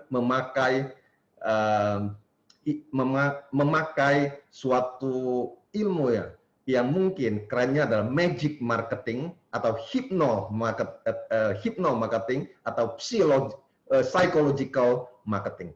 Dan saat ini semua marketer pasti mengarah ke situ, berlomba-lomba bagaimana memainkan emosi klien agar bisa memenangkan persaingan dalam jutaan produk yang berseliweran di digital marketing. Dan untuk Ibu Anggun Kurniasari, Ibu Anggun Kurniasari memiliki pengalaman yang cukup juga walaupun di usia yang muda. Berani membuka Marriage Academy for Muslimah. Padahal Bu Anggun Kurniasari juga baru melahirkan anak pertama dikala membuat konsultan pernikahan ini. Yang ingin saya tanya ke Ibu Anggun, pernah nggak sih kliennya nanya ke Ibu Anggun, apakah Ibu Anggun memiliki pengalaman dalam berumah tangga yang panjang sehingga berani tampil untuk memberikan pengetahuan dan konsultasi tentang pengalaman sebelum pas nikah, pranikah, dan pasca nikah. Silakan Pak, Bu Anggun. Belum pernah. Ada klien yang nanya background saya gitu ya, foundernya siapa gitu. Tapi rata-rata mereka datang untuk belajar bersama di Brighto karena memang konten yang kami tawarkan itu relate di kehidupan sehari-hari mereka. Jadi kita memposisikan bahwa kita adalah teman belajarnya mereka sama-sama. Gitu.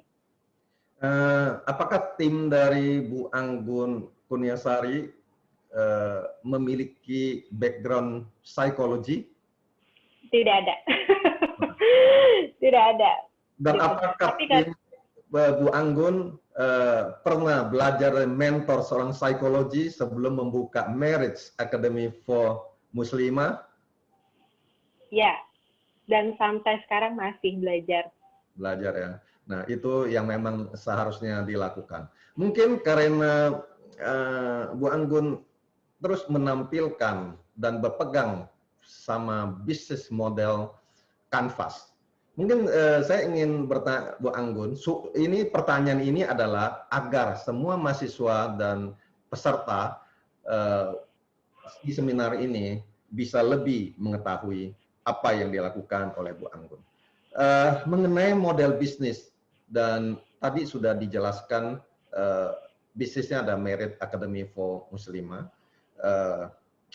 sebuah perusahaan mungkin konsultan untuk pranikah dan pasca nikah. Nah, bagaimana, apakah Bu Anggun membuat perusahaan ini, karena berbicara kanvas model, setelah melakukan survei, apakah memang ada kebutuhan masyarakat terhadap pranikah konsultan dan pranikah konsultan? Apakah memang masyarakat muslimah membutuhkan itu, karena apakah muslimah calon pengantin muslim tidak belajar sama kiai dan lain-lain yang memang mereka biasa sebagai panutan dibandingkan konsultan? Bagaimana menurut Anda? Ya, saya riset. Tim kami selalu riset ketika ingin menyampaikan produk, ingin buat produk, ingin menyampaikan konten, itu riset dulu. Biasanya kami lihat dari yang sehari-hari ya, yang relate dan kehidupan sehari-hari kami. Kemudian kami buat copywriting-nya, kami juga tanyakan ke follower gitu ya, apa nih isu-isu yang sekarang lagi hot gitu ya. Nah, dari situ kami kemas produknya, kami kemas konten-konten di Instagram, YouTube, podcast kami. Biasanya dari situ. Memang harus riset, Pak. Betul, Pak. Dan Bu Anggun, saya ingin bertanya lagi, apakah setelah saya nggak tahu sudah berapa tahun, apakah solusi yang ditawarkan ini sudah sesuai dengan market need, kebutuhan market yang memang hanya khusus muslimah? Apakah mereka itu sudah merasa cocok, sesuai?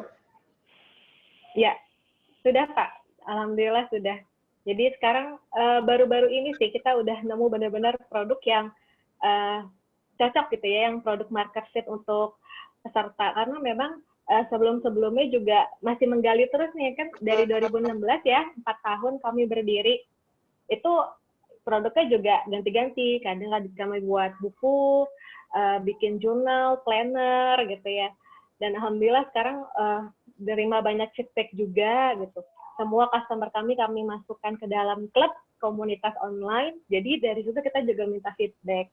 Dan alhamdulillah sekarang udah ketemu yang cocok gitu.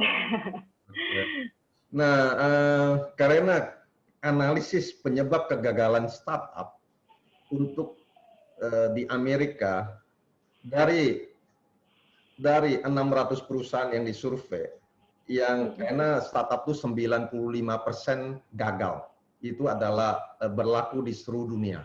Dan peringkat 1 adalah no market need. Kalau bisnis model canvas dengan model bisnis yang tidak itu sesuai dengan kebutuhan, itu peringkat pertama ada kegagalan startup. Dan ada peringkat keempat adalah kompetitor. Bagaimana kompetitor Bu Anggun Kurniasari dengan model bisnis ini? Apakah banyak kompetitornya? Banyak, Pak. Banyak. Dan saya buat akun khusus untuk produk, dan di akun itu sebenarnya saya follow akun-akun yang sejenis saya. Jadi setiap mereka posting, saya selalu ikut. Selalu saya perhatikan. Jadi melihat perkembangan dari kompetitor maksudnya. Ya, betul. Dan memang kegagalan startup yang keenam adalah produk yang jelek, produk yang kurang bagus. Tetapi pada kegagalan nomor 5 adalah mengenai pricing. Apakah produk Ibu dengan kompetitor, pricing-nya bisa kompetitif dengan produk yang bagus? Ya, bisa. alhamdulillah juga memang kita setiap launching produk juga memang riset dulu gitu. Oh, ini di pasaran berapa? Seandainya kami buat yang lebih tinggi, biasanya kita kasih bonus-bonus gitu. Jadi bonus-bonus yang membuat itu value-nya naik. Misalnya yang terutama memang kita ada komunitas ya Pak. Jadi setiap ada yang ikut program kita dan produk kita, mereka masuk ke komunitas Brighttalk Club, dan itu yang membuat jadi excited dan bahkan bisa repeat order dari situ. Ya, oke. Terakhir, dalam melakukan bisnis Ibu, di mana Ibu juga pernah ditipu partner, pernah gagal produksi, gagal pasang tim dan lain-lain. Saya ingin nanya, dalam usia yang begitu muda, apakah Bu Anggun pernah merasa kegagalan dalam menjalankan usaha, dan berapa kali? Pernah. Setiap ada tantangan itu pasti saya ngerasa down. Dan kalau saya udah down lagi, saya balik lagi ke misi suci saya. Kenapa sih saya harus memperjuangkan ini gitu? Terus saya juga mempertanyakan apakah misi suci saya juga memang orang-orang butuh. Saya tanya lagi ke customer gitu ya. Kenapa sih kalian masih setia sama Brighttalk? Nah, itu yang menjadi bahan bakar semangat saya bahwa oh, saya punya misi suci yang orang-orang juga butuh saya gitu. Sehingga saya terus setiap kali jatuh bangkit lagi, jatuh bangkit lagi. Alhamdulillah. Sebelum agak lancar atau mulai sukses, berapa kali pernah gagal dalam bisnis? Karena Ibu background bisnis. Ya tadi yang saya udah sebutin itu yang saya alami semua tuh. Ada berapa kali jatuh bangunnya ya gitu. Oke. Memang orang sukses pasti lebih banyak gagalnya, karena kegagalan itu yang membuat dia sukses. Menurut Bill Gates, kalau sukses langsung adalah guru yang buruk, karena akan jatuh. Kenapa? Karena sukses di awal akan menggoda orang pintar, seperti Pak Liman Santoso yang mengatakan beliau itu tidak pintar sekolah, tapi beliau itu pintar banget gitu. Nah, jadi sukses adalah guru yang buruk, karena akan menggoda orang pintar untuk berpikir bahwa mereka itu tidak bisa kalah. Padahal banyak sekali pesaing yang akan membuat mereka kalah. Dengan belajar dari kegagalan, maka kita akan susah gagal di kelak kemudian hari. Saya kira dari saya cukup. Terima kasih untuk dua narasumber yang luar biasa. Saya kembalikan kepada moderator. Terima kasih. Terima kasih kepada Bapak Eka Wahyu Kasih yang telah memberi tanggapan yang luar biasa kepada kedua narasumber kita. Oke, langsung saja kita masuk ke sesi tanya jawab. Bagi peserta yang ingin bertanya atau mau bertanya langsung, di sini saya udah ada beberapa, mungkin saya langsung membacakan beberapa pertanyaannya. Di sini yang pertama ada dari Tommy. Di sini saya Tommy dari Sti Wiyata Mandala, jurusan manajemen. Saya mau bertanya kepada Ibu Anggun atau Bapak Liman. Dalam memulai bisnis itu sulit untuk mencari ide-ide yang sesuai dengan passion. Apalagi sekarang sedang dalam masa pandemi, itu solusinya bagaimana? Sebelumnya terima kasih untuk kedua narasumber atas ilmunya. Baik, mungkin Ibu Anggun terlebih dahulu bisa menjawab pertanyaan dari peserta. Baik, terima kasih. Untuk mencari passion itu sebenarnya paling gampang dicari ya. Passion itu dilihat dari yang membuat kita bahagia dan juga memang yang kita suka dan bisa dilakukan. Jadi kalau mau lihat passion, kita lihat aja kira-kira apa sih hal yang buat kita bahagia, apa yang buat kita senang.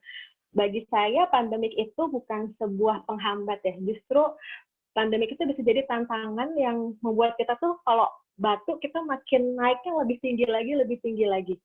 Saya lihat teman saya usaha catering, dia awalnya cateringnya lewat catering buat di kantor gitu, makan siang kantor. Ketika pandemik otomatis turun dong ya ininya penghasilannya.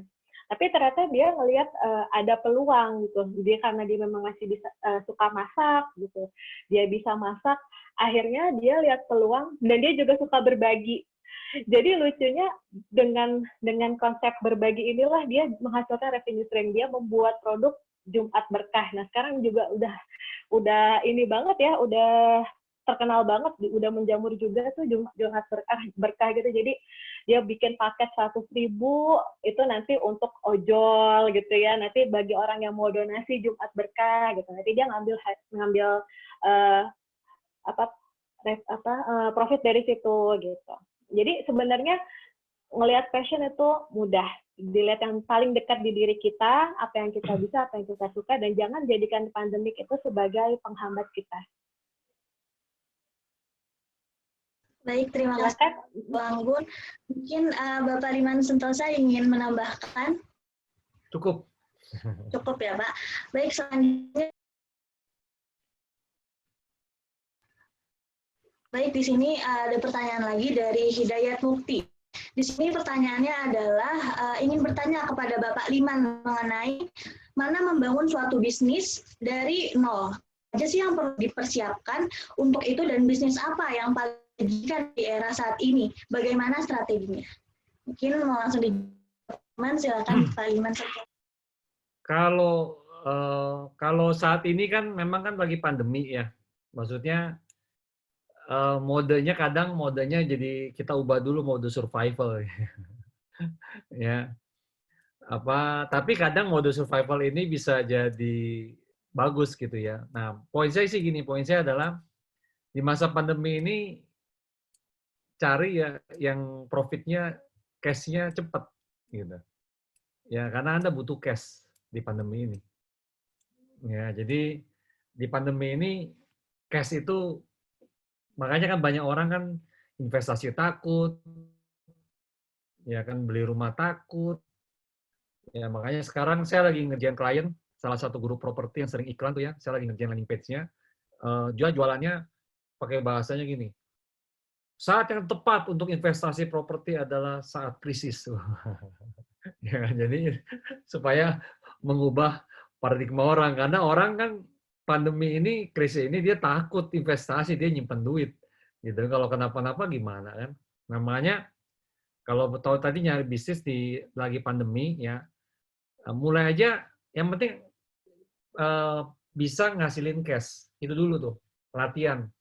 Ya, buat saya sih, saya orangnya gini, saya orangnya bergerak dengan angka.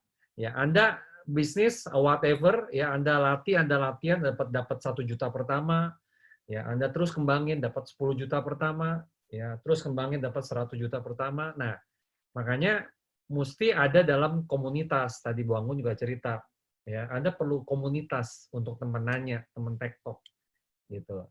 Ya kan, komunitas itu bisa di offline, bisa di online. Kalau di online tadi kan tipsnya Bu Anggun udah kasih tahu tuh. Cari aja kompetitor, ya cari hashtag yang sama, ya kan, terus lihat postingannya apa. Ya cari ide-idenya. Ya, terus cari suppliernya siapa yang bisa ketemu di komunitas yang ada. Dan doa jangan lupa, ya pasti Tuhan kirim. Ya supplier yang terbaik, ya partner yang terbaik. Ya, nggak mungkin miskin, nggak mungkin kalau dikerjain, percayalah. Baik, terima kasih Pak Liman.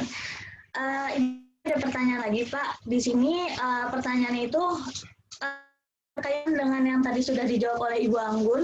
Kan kata Ibu, passion itu kan dari apa yang buat kita bahagia.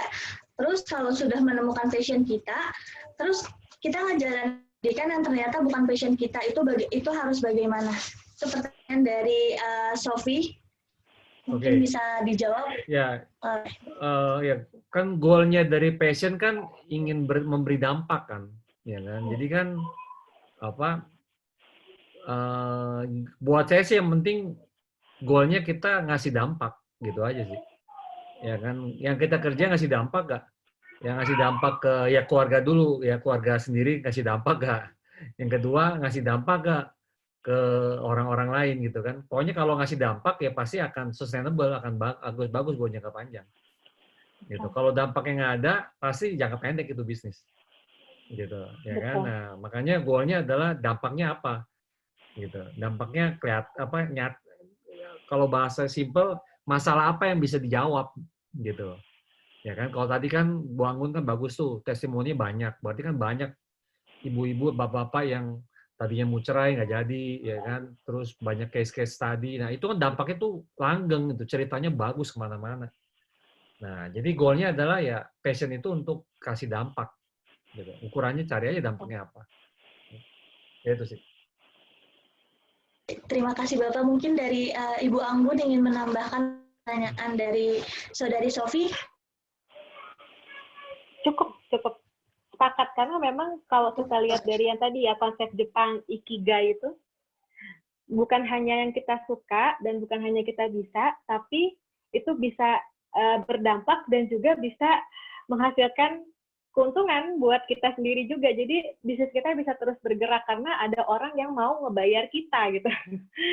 Karena ada orang yang mau bayar jasa kita, produk kita. Nah, itu kuncinya di situ. Kalau nggak ada orang yang mau bayar, ya kita harus cari lagi sesuatu yang memang bisa dirasakan manfaatnya untuk orang lain dan orang rela untuk mengeluarkan uang untuk hal yang kita tawarkan.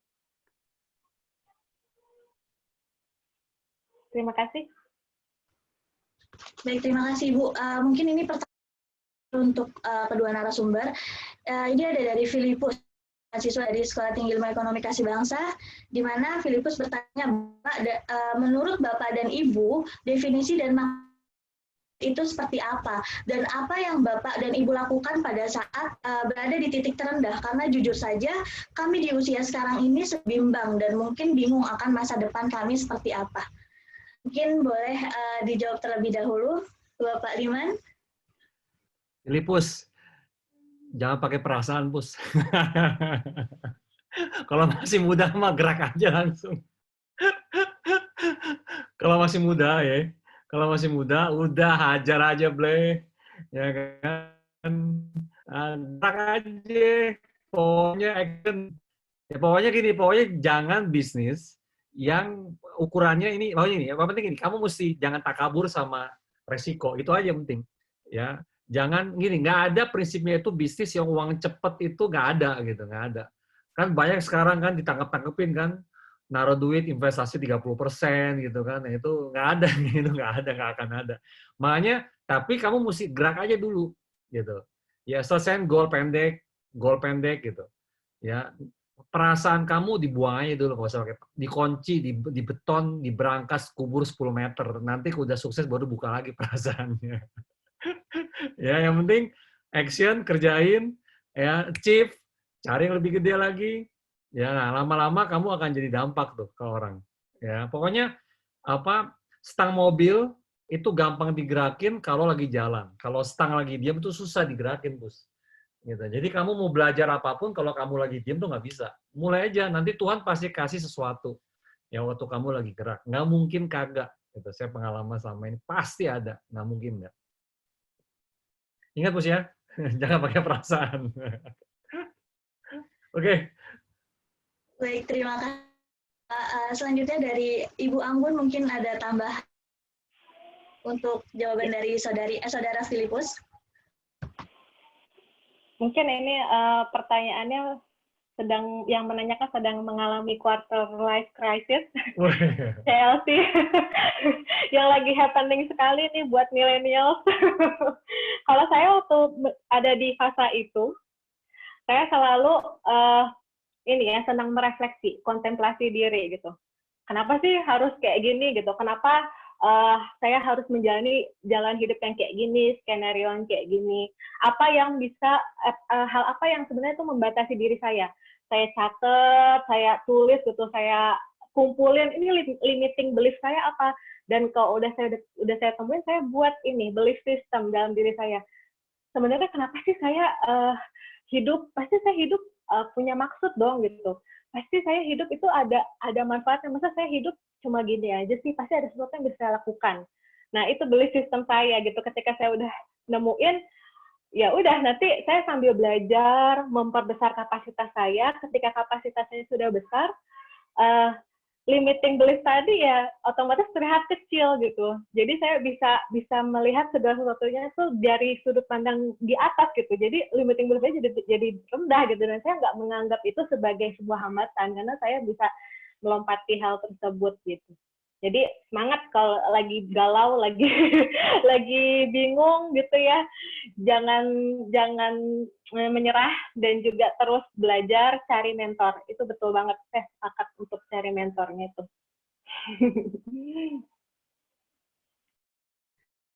Cukup, Mbak. Baik, terima kasih kepada Ibu Anggun. Selesailah sudah diskusi kita pada sore hari ini. Terima kasih kepada kedua narasumber, kepada Bapak Eka Wahyukasih yang telah memberikan jawaban, dan juga tentunya kepada para peserta yang telah turut aktif memberikan pertanyaan sehingga diskusi kita pada sore hari ini dapat bermanfaat. Nah, selanjutnya acara kembalikan kepada MC. Terima kasih. Terima kasih kepada kedua narasumber kita, yaitu Ibu Anggun Kurniasari dan juga Bapak Liman Sentosa atas penyampaian materinya. Sesi selanjutnya adalah sesi pemberian cenderamata yang akan dilakukan oleh Ibu Ruslaini SEMM, selaku Ketua Sekolah Tinggi Ilmu Ekonomi Kasih Bangsa, kepada narasumber kita yaitu Ibu Anggun Kurniasari dan juga Bapak Liman Sentosa, serta kepada moderator kita yaitu Saudari Rizka Damayanti. Kepada Ibu Ruslaini, kami persilahkan.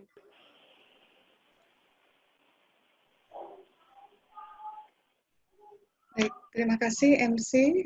Terima kasih narasumber Ibu Anggun Kurniasari dan Bapak Liman Sentosa atas waktunya pada sore hari ini. Sangat menarik, sangat bermanfaat materi-materi yang telah diberikan, dan semoga yang telah Bapak Ibu sampaikan dapat ditindaklanjuti oleh khususnya mahasiswa SD Kasih Bangsa dan juga masyarakat umum. Perlu diketahui, hari ini hadir dari seluruh Indonesia, anak-anak muda dari Medan, dari Sumatera Barat, dari Jawa. Itulah mahasiswa SD Kasih Bangsa yang menyebar di beberapa kota. Dan kami yakini motivasi dan penjelasan dari Ibu Anggun dan Bapak Liman akan memberi pencerahan kepada mereka, ditambah dengan keilmuan yang diberikan oleh Bapak Eka Wahyukasih dalam mata kuliah inkubasi bisnis. Kami berharap kami akan mencetak sarjana yang profesional, unggul dan terpercaya, bahkan berani melakukan usaha dari usia muda untuk menjadi sukses di usia muda. Terima kasih Ibu Anggun, dan perkenankan saya mewakili Sivitas Akademik SD Kasih Bangsa menyerahkan sertifikat sebagai penghargaan kepada Ibu. Berkenan Ibu untuk berperan serta aktif lagi di lain waktu dalam seminar SD Kasih Bangsa. Mohon diterima dan nanti haknya akan dikirim oleh panitia. Terima kasih Ibu. Terima kasih. Terima kasih kembali Ibu atas kesempatannya. Baik. Dan untuk kedua kalinya Bapak Liman, kami mengucapkan terima kasih yang sebesar-besarnya, materi yang terus menarik, sama seperti materi yang Bapak berikan pada seminar yang selanjutnya, dan mungkin nanti akan ada kumpulan sertifikat dari SD Kasih Bangsa di rumah Bapak, dan kami harap itu menjadi kebanggaan juga untuk Bapak bersama keluarga bahwa telah melakukan sharing keilmuan dan pengalaman kepada anak-anak muda, khususnya mahasiswa SD Kasih Bangsa dan masyarakat umum pada hari ini. Dan untuk selanjutnya, perkenankan saya menyerahkan sertifikat penghargaan ini kepada Bapak Liman Sentosa, mohon diterima. Siap Bu, udah 8 lagi Bu. Oh ya, siap Pak, siap. Siap, nanti pasti akan dihubungi lagi. Ya.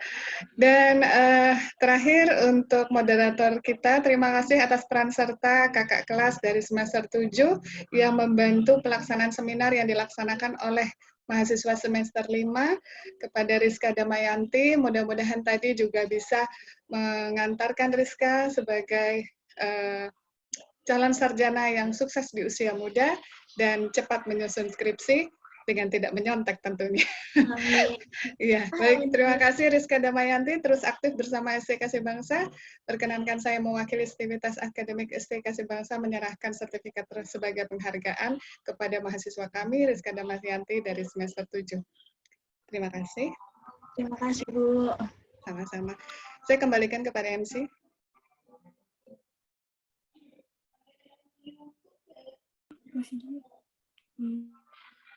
Baik, terima kasih kepada Ibu Ruslini. Berikut adalah informasi terkait dengan I-Seminar Nasional selanjutnya yang diselenggarakan oleh PIKTI seri ke-15.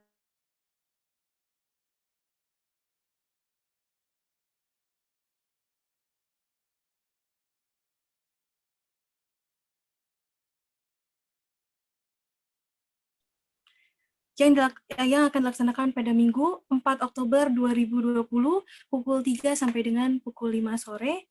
Untuk yang belum bergabung, silakan karena pendaftarannya masih terbuka. Sebelum kita tutup, dimohon kepada seluruh para peserta online e-seminar untuk mengaktifkan video dan tersenyum ke arah kamera selama 20 detik.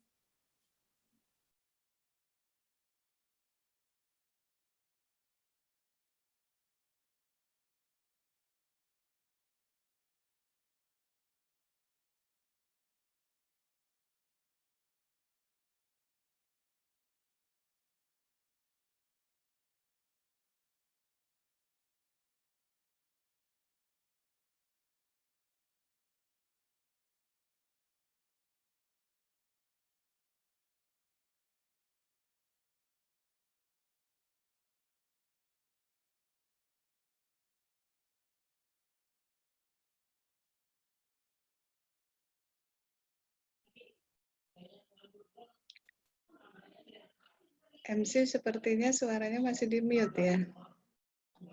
Ya.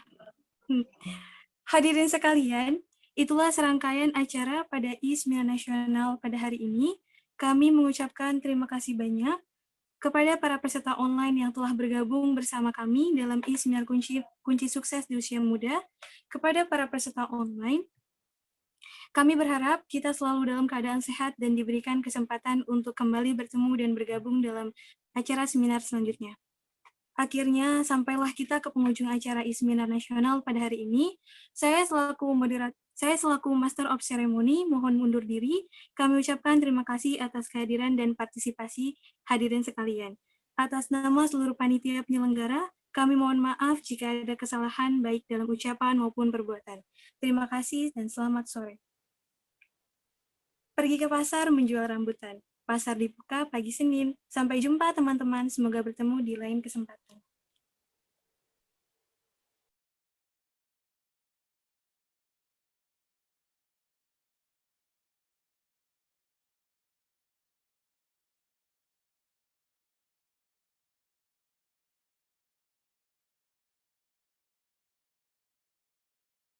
Until my heart is black and blue.